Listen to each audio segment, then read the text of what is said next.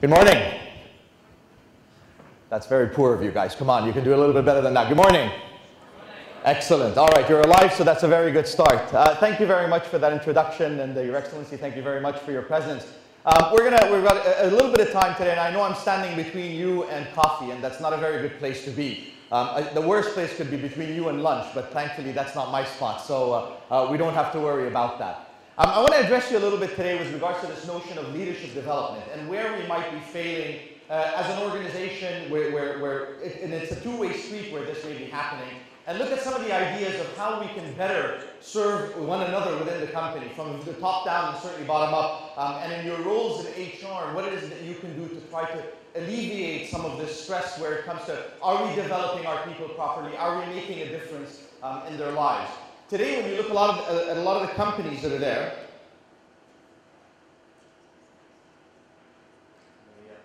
very good, thank you. Very often, leaders, whether it's a CEO or any of the CXO positions, they have a tendency of looking down at organizations, looking from the top down, making sure that everybody else is taken care of. We set up various programs, learning journeys, training and development programs for everybody in the organization. However, we tend to forget about the people that are sitting at the very top of the organization. The people who end up taking this overview of everything that's happening within the company, but not necessarily for themselves. So we notice that this is a group of people that tend to be forgotten. And the reality of it is these are the people that are leading the organizations. Whether you're the head of HR, whether you're the CEO or the CFO, many of you sitting in this room, it is critical that we look within when it comes to that. In Japanese writing, when you look at the letters, the characters, the kanji characters for the word crisis, it's actually made up of two words. The two characters represent danger and opportunity.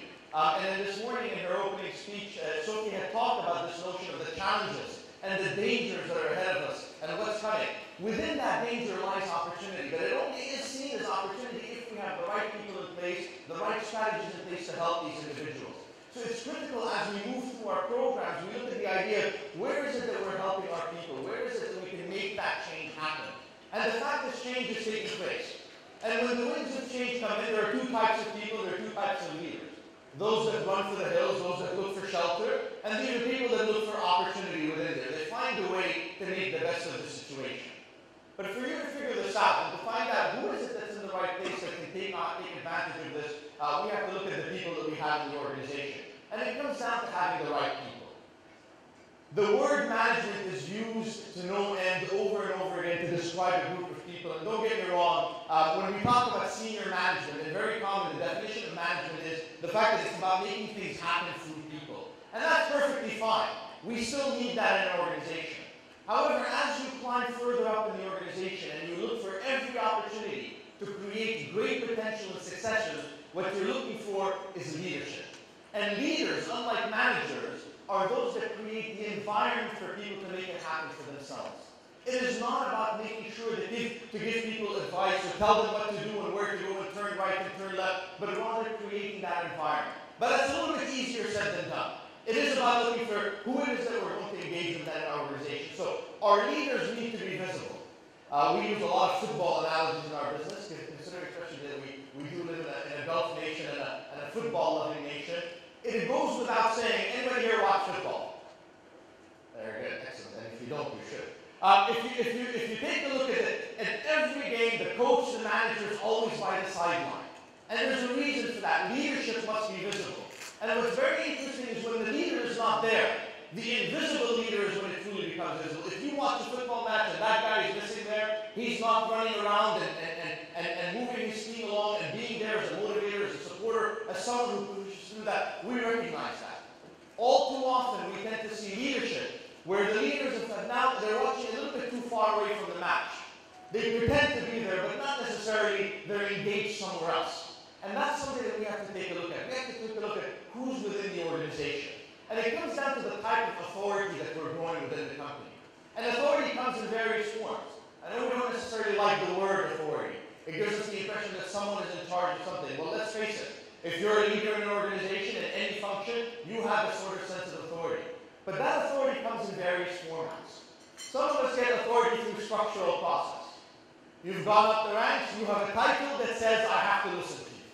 Not necessarily because I respect you or anything of the sort. You're title tells me you're a bigger boss than I am, therefore I have to say yes, I have to agree. But the moment you leave the room, the respect leaves with it. There's no respect within there. And that's unfortunate, but that exists in a lot of the older style organizations.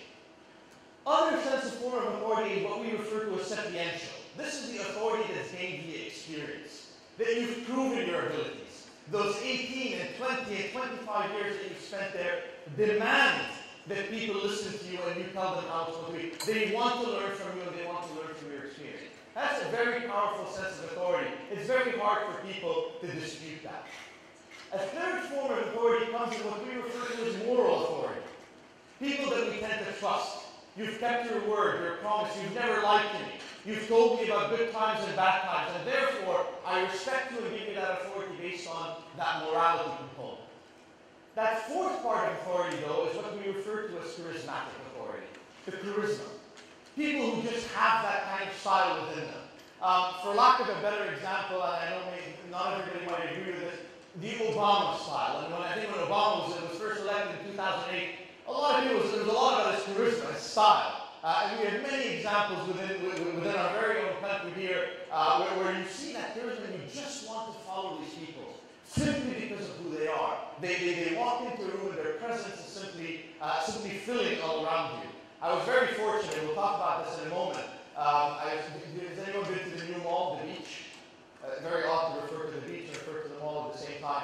Last weekend when I was there, His Highness Sheikh Hamad just waltzed through and walked around to see this here.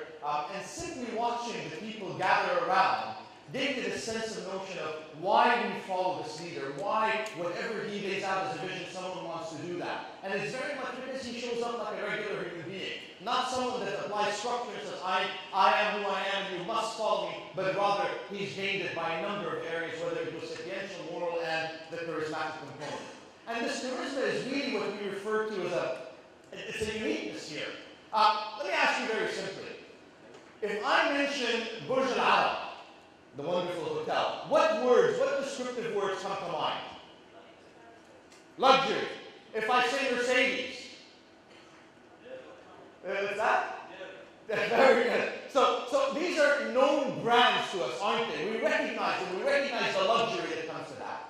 But whether we like it or not, leadership within an organization is also a brand. It's your brand. And it is our responsibility to grow that brand, to truly make sure that we develop it to what it is. Burj Al Arab did not come up overnight and simply just exist. People worked hard to create that brand. And whether it's Mercedes or Lexus or any other vehicle, whatever it might be, that creates those brands within the organization, our leaders have that responsibility of creating that brand. And we have to help them through that. Management is a number of styles. In fact, when we test for this online with the people we work with, there are up to 9 management styles that exist. And we have to understand the people that are around us. So when you're looking at developing the strategies for your leaders, understand who you're dealing with. 9 various styles, not 1 or 2. And they have to coexist. If we look at one over here, visionary. It's wonderful to have a visionary leader. That's the style that they use. However, if that's all they are, if that's it, they just were visionaries, but there was nobody around to negotiate or problem solve or be the strategist, that's not a very effective leadership team. So the fact is it's made up of multiple styles. We heard about diversity. Diversity doesn't just come in culture. It comes even in the styles of management and leadership that we have in the organization. And beyond that, it comes in what we refer to as the qualities, the strengths. So knowing our bench strength from the styles, there are 9 styles that we use, there are 17 different qualities that are there. And each of these, what every member of the team, of the leadership team brings to the table is what makes our brand unique, what makes us a successful organization and a successful leadership to go through. There's a very simple model that's out there, and this is as old as can be with regards to this can-will model when it comes to managing people.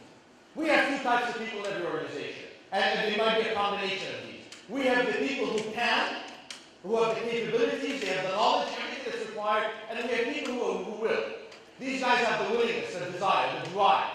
And like in any football team, if you've got someone who cannot and will not, we just simply move them, maybe take them off the team. We transfer them to another organization in our world. We move them out. And unfortunately, this is very important. Very often why organizations fail is because we people out of harm's way. That rather than looking at seriously at what did they bring to the table, we said, you know, he's not doing very well here. Let's promote him into this management role. No, that doesn't necessarily work. If they don't bring what you're looking for to the table, that's not necessarily the right way to go. We have people who certainly, they have that capability but won't. They don't have the right attitude. These are people that we end up putting on the bench. They get to watch from the sidelines. And then we've got another group of people there, the willingness is there, the motivation is there, they're excited, they want to do something, they want to show them, but the capabilities aren't there. And our responsibility to these people is to train them, to make sure that we give them the opportunities to develop them there and put them in. And then we have our permanent players, the stars. What do you do with your stars? What is it when you've got these kind of people, these permanent players, what is it that we can do with them? How can we engage them? Any idea? Give them more projects. Give them responsibility. Promote them. And sometimes get out of their way. That's ultimately what we want to do. When people in organizations prove to you that they can and they will, it is imperative that we let them succeed. That we give them more project and responsibility and whatever it may be. But at the end of the day, get out of their way because they're out there to get something done. They're out there to do something right. Peter Drucker, over 40 years ago, came up with this very, very simple equation. Half times 2 times 3. And it's 40 years ago, he was not talking about today's world, but it's amazing how applicable it is today. He had said that down the road, he said sometime in the future, we will have half the amount of the workforce doing twice the amount of work to produce 3 times as much. And today, if you look at how we work, I heard the 9 to 5, and let's face it, it's not 9 to 5 that Sandra was talking about. When we used to work 8 to 2 in the old days, and that became 9 to 5, and today I drive down Sheikh Zayed Road and look at the companies, and the lights are still on at 7 and 8 p.m., and people are walking around. We're expected to do twice as much with half the amount of people, and to produce 3 times as much just to stay competitive. That means it is more and more important that our people from the top down are properly trained and prepared for what's necessary. And I've talked about this in the past, and a couple of years ago we talked about this idea about who we have in an organization. And truly to this day, this stays true, the studies that we've done have proven this time and time again. We've got 3 different breakdowns in our organization. Does anyone remember, if you have kids, and if you don't, you should, does anyone remember Winnie the Pooh? The cartoon character? You remember Winnie? Do you remember the 3 different characters of Winnie the Pooh? There was a very excited character in Winnie the Pooh. Who is it? Tigger. Perfect. We know that. Either you still watch cartoons or you have kids. Tigger, always excited. His song, in fact, goes bouncy, bouncy, bouncy, bounce. Very active person. It's so positive. Everything in life is wonderful. Nothing brings Tigger down. And guess what? That's 20% of your organization. The top 20% of these super positive human beings that no matter what happens, they're excited. Then the people go, what else do you want me to do? How can I help? Is there another project you need me on? Everything necessary, they're involved in. You've got another part of the organization, and it's another character in Pooh. Not a very happy character. Do you remember who that might be? Eeyore, thank you very much. The donkey, Eeyore. Life is rough. The challenges. You want me to come from here to there? It's so far. Why do you do this to me? Everything is a problem with these people. The financial situation, the crisis, the company's policies, everything is negative around them. It's never their fault. But someone somewhere out there is to blame. And that, sadly enough, studies show 20% of our organizations fall into that. These negative human beings that simply will not change. And this exists at the very top of organizations also. But then we've got this group in the middle, that's 60% of companies. Who is that? Another character. What does Winnie the Pooh love? Honey. Show me the honey. That's 60% of organizations sit in the middle. They're just unsure. You motivate them in the right way, they're out there. With Pooh, it's honey. You give him honey, he's all over the place. What do you need me to do so I can get that pot of honey? And for employees, it might be different things. For some of them, it's money, it's compensation, it's learning and development, whatever it may be, they want someone to motivate them.